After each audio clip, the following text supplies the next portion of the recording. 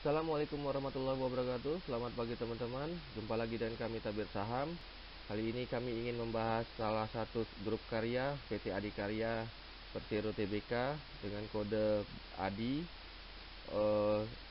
Konten ini bersifat disclaimer on, tidak ada paksaan untuk membeli atau tidak membeli saham ini, kembali kepada kita semua.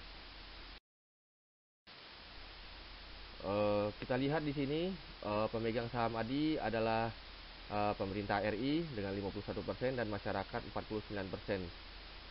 Berarti ADI masih bisa dikatakan adalah BUMN teman-teman, karena pemerintah RI sebagai pemilik saham terbesarnya. Ini beberapa anak perusahaan dari PT Adikarya Persero Tbk.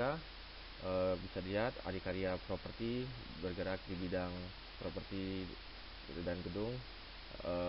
PT Adi Persada Beton mengkhususkan tentang beton prokes, serta di Persada Gedung khusus untuk pembangunan gedung dan lain-lain, serta Adi Komuter Properti, yaitu kita ketahui dengan proyek RLT, dan di tempat pemberhentian ada namanya investasi Adi dalam gedung apartemen dan tempat tinggal untuk diperjualbelikan atau disewakan teman-teman. PT Adikarya ini merupakan PT konstruksi teman-teman, di mana dia merupakan salah satu yang ditunjuk pemerintah dalam melakukan pekerjaan infrastruktur, terutama proyek strategis nasional.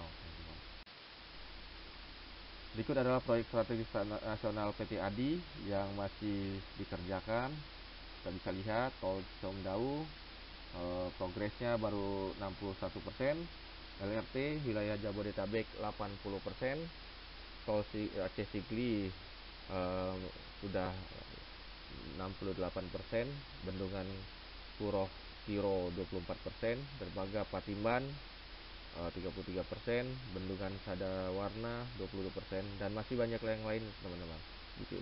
Teman-teman bisa lihat di website bumn.go.id teman-teman. Di situ kita lihat beberapa proyek strategis nasional yang dikerjakan oleh beberapa PT grup karya dan juga PT Pelabuhan Indonesia juga ada di situ teman-teman.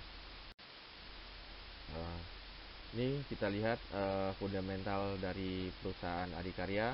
Kita lihat last price-nya di tengah tahun 2021, last price-nya 820. Kita lihat cash-nya 670 miliar, ada penurunan dibandingkan tahun-tahun sebelumnya. Begitu juga dengan short term debit, pinjaman jangka pendek terjadi peningkatan, dan long term juga terjadi peningkatan teman-teman. Terus revenue juga terjadi penurunan, tetapi kita lihat net profitnya terjadi peningkatan dibandingkan tahun 2020 teman-teman. Dari hasil ini kita bisa lihat PBT-nya masih rendah teman-teman, di bawah 1, 0,59, berarti margin of safety-nya 48 kali teman-teman. Masih prospek untuk diinvestasi jangka panjang dan jangka menengah teman-teman. PER-nya sangat tinggi, 356 kali. Return of equity-nya di bawah 1 juga teman-teman. DER-nya 5,97% teman-teman. Ternyata DER-nya termasuk tinggi teman-teman, tetapi karena ini BUMN, kita agak merasa aman, karena bagaimanapun BUMN adalah perusahaan negara. Apabila terjadi sesuatu dengan BUMN, pasti masih akan support sama negara untuk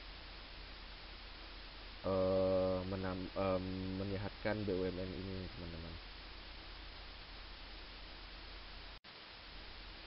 Bisa kita ambil kesimpulan, PT Adikarya memperoleh seperti yang saya bilang, PT Adikarya memperoleh penambahan modal dari pemerintah sebesar 3 triliun untuk menyelesaikan proyek-proyek yang sedang berlangsung.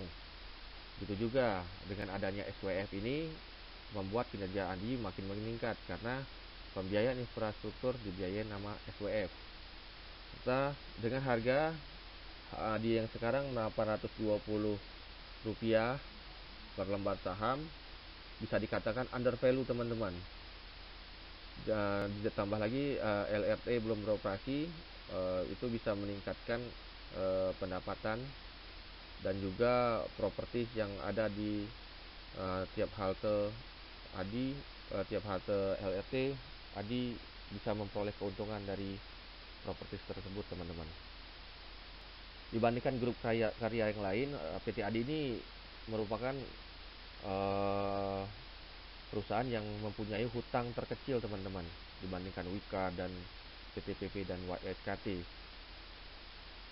Serta ada seperti yang saya bilang tadi, adanya ADI Komuter Property sehingga bisa menjadi pemasukan bagi PT ADI teman-teman. Serta PT ADI ini juga mempunyai investasi beberapa proyek seperti tol, pasok IPAL, IPAL atau instalasi pengolahan air bersih, air limbah teman-teman, di beberapa kota. Mungkin itu aja dari teman-teman. Semoga bermanfaat buat kita dan juga bisa menjadi bahan pertimbangan. Mungkin itu aja dari saya. Assalamualaikum warahmatullahi wabarakatuh.